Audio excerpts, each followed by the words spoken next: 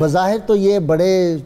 شریر بدن کے اور جو تھے قد مبارک بھی اتنا بڑا نہیں تھا، لیکن جو ان کے میں نے مار کے پڑے ہیں مجھے تو خالد بن ولید رضی اللہ تعالیٰ کی جھلک نظر آتی ہے۔ جی بالکل، بسم اللہ الرحمن الرحیم۔ میں اس سے پہلے ان کے علم و فضل کے حوالے سے حدیث مبارکہ جو علم و فضل کے حوالے سے چند باتیں عرض کرنا چاہوں گا کہ حضرت عبداللہ بن قیس المعروف حضرت ابو موسیٰ اشعری رضی اللہ تعالی عنہ، ان کو یہ مقام اور شرف حاصل تھا کہ ان چند صحابہ کرام میں سے تھے کہ جنہیں رسول اللہ صلی اللہ علیہ وسلم نے اپنی ظاہری حیات ہی میں دینی معاملات کا فیصلہ کرنے اور فتویٰ دینے کی اجازت مرحمت فرمائی۔ واہ! اور جب رسول اللہ صلی اللہ علیہ وسلم نے پردہ فرمایا تو آپ کا شمار 4 فیصلہ کن فیصلہ سازوں میں کیا جاتا تھا۔ آپ فیصلہ سازی فرماتے جن میں حضرت عمر فاروق، حضرت علی، حضرت زید بن ثابت تھے اور چوتھے آپ تھے۔ اور آپ کا شمار ان صحابہ کرام، ان 20 صحابہ کرام میں ہوتا ہے کہ جو کثرت سے فتویٰ صادر فرمایا کرتے تھے۔ اچھا، نبی کریم صلی اللہ علیہ وسلم نے آپ کو انفرادی طور پر بھی فضائل عطا فرمائے، بہت ساری احادیث مبارکہ موجود ہے جن کی طرف علماء کرام نے اشارہ فرمایا، اور آپ کے قبیلے کے لیے الگ سے رسول اللہ صلی اللہ علیہ وسلم نے بہت سارے فضائل بیان فرمائے۔ مثال کے طور پر جیسا کہ آپ نے بھی انٹرو میں فرمایا کہ رسول اللہ صلی اللہ علیہ وسلم آپ کی تلاوت کے حوالے سے ارشاد فرمایا کہ آپ کو لحن داودی میں سے حصہ دیا گیا۔ صرف ان کے لیے نہیں بلکہ آپ کے پورے قبیلے والوں کے لیے آپ نے فرمایا کہ میں اشعری قبیلے کو ان کی تلاوت کی آواز سے پہچان جاتا ہوں۔ وہ اپنے خیموں میں ہوتے ہیں، ان کی تلاوت کی آواز آتی ہے تو میں پہچان جاتا ہوں کہ یہ اشعریون ہیں۔ یعنی اتنا بڑا مقام و مرتبہ۔ نبی کریم صلی اللہ علیہ وسلم ایک مرتبہ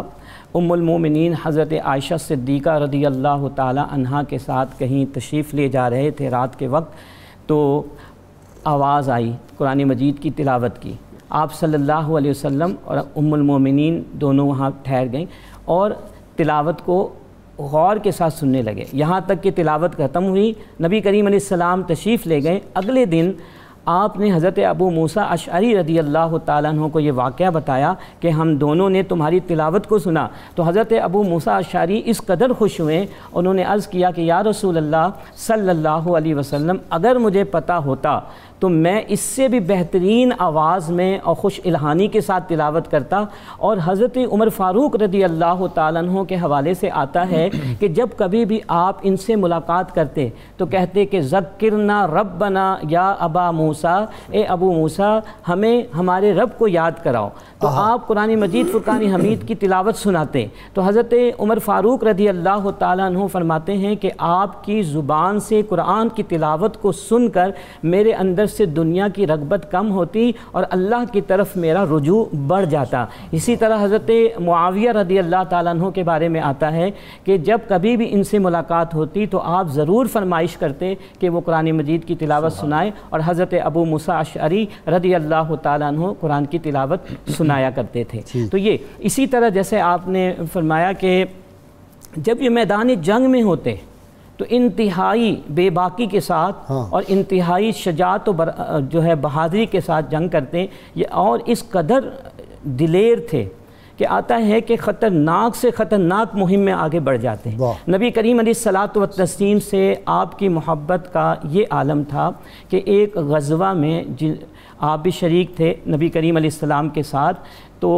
رات کے وقت آپ گھوم رہے تھے کہ آپ نے دیکھا کہ نبی کریم علیہ السلام اپنے خیمہ اقدس میں موجود نہیں ہیں۔ یہ واقعہ ہو گیا ہے؟ جی میں تو عرض کروں تو یہ آپ جو ہے آپ تلاش کرتے ہوئے نبی کریم علیہ السلام کو ادھر ادھر گئے، تو آپ علیہ السلام سے ملاقات ہوئی، تو آپ نے نبی کریم علیہ السلام سے کہا کہ مجھے اس بات کا خوف تھا کہ کہیں دشمن آپ کو جو ہے نقصان نہ پہنچا دے۔ کوئی حدیث آپ نے جو روایت کی ان میں سے کوئی حدیث آپ کے؟ دیکھیں ان سے تو بہت ساری احادیث مبارکہ موجود ہے۔ سب سے جو جہاد کے بارے میں جو حدیث مبارک ہے کہ جو جنت جو تلواروں کے سائے کے نیچے ہیں، وہ حضرت جی ابو موسیٰ اشعری رضی اللہ تعالیٰ عنہ سے مروی ہے۔ قرآن مجید کی تلاوت کے حوالے سے کہ آپ نے ایک مثال دے کر، نبی کریم علیہ السلام نے ایک مثال دے کر فرمایا کہ جو دل قرآن مجید فرقان حمید سے جو بھرا ہوا ہوتا ہے وہ خوشبو کی مانند ہوتا ہے، کہ جو خود بھی معطر ہوتا ہے، مشک کے مانند ہوتا ہے، جو خود بھی معطر ہوتا ہے اور پوری سوسائٹی کو، پورے معاشرے کو معطر کرتا ہے۔